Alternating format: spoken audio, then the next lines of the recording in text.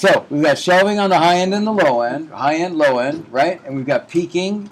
And then there's another kind of thing that this parametric EQ encompasses in it, which is filters, as we talked about before.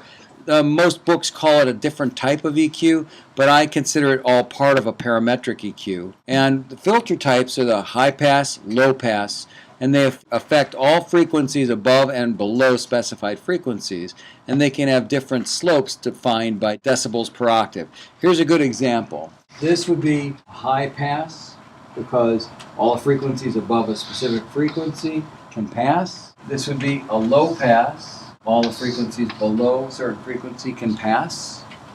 Sort of backwards how they say it. High pass actually filters out low frequencies. Low pass filters out high frequencies. And these frequencies where it happens are adjustable. And that's high pass, low pass filter. When you put them all together, what do you get?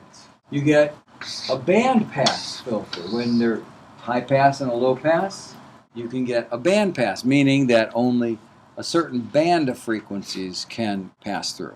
The EQ that I was showing you before, the one that was red, it has adjustments for high pass and low pass.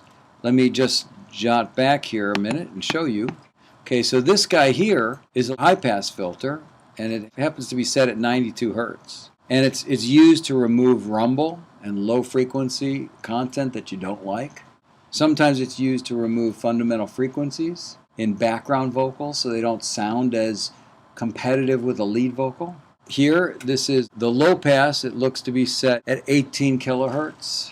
So it's taking off the super high frequencies, so it's not too bright on the top end. So you can utilize all of these.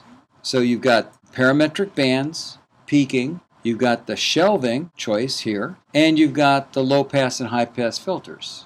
And it all happens to be on one EQ. So you get all this in one consistent package. Okay, so shelving we talked about. This is what it looks like.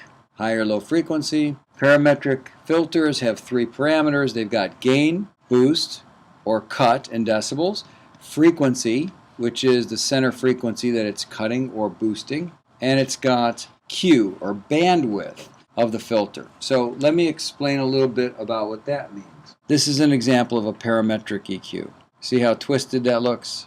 If that was my voice, I wouldn't like it very much. I chose an extreme example to point out what you can do. So this is reduction here. This is addition here. This is very tight Q. When it's really pointed, that means that the Q value is above 1. When it's very wide like this, it means the Q value is below 1. So let's talk about what Q actually is. Q actually stands for quality. Q is defined by F1 divided by the bandwidth. So let me do a little calculation for you. For the following curve, if the high frequency is 1750 hertz, where it's 3 dB down, and 750 on the other side, where it's 3 dB down, you subtract, and you're going to get 1,000 hertz. And if this happens to be centered at 1,000 hertz, you've got 1 over 1, which ends up being 1 for Q. And what it really means is that it's as wide as it is high. Lower value Q below 1 means it looks wider than it is tall in terms of your peaking. Taller than it is wide is a higher value of Q, higher than 1. So that gives you, oh, I've got a good illustration right here.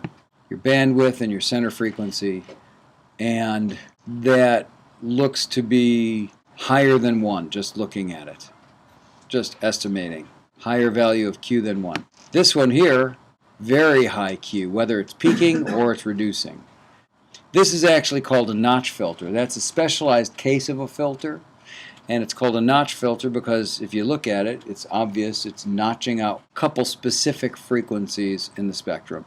So it's very targeted. You know, it's very, very targeted at specific frequencies. Like my snare drum has this one overtone that really sounds horrible. I can find it and I can reduce it. Band pass filter we talked about with a combination of a high pass and a low pass filter. You get one band that can pass. That's the basic concept of the tools you have to work with when it comes to EQ. You've got, first of all, you've got the graphic, right, which is good for EQing rooms and surroundings. You've got the parametric, which is really good at targeting specific frequencies for mixing and individual sounds. You've got shelving, high and low shelving. You've got high pass and low pass, band pass, notch filter.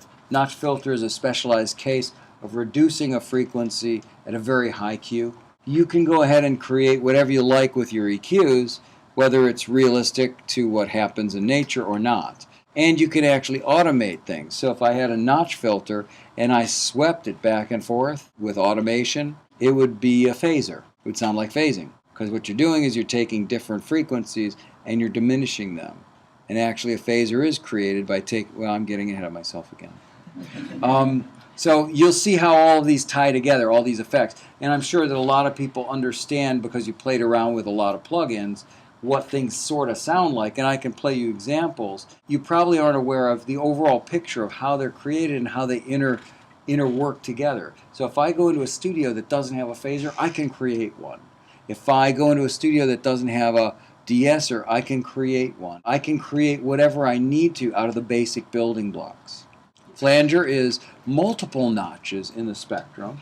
It's actually sometimes called a comb filter because it looks like a comb upside down that moves back and forth.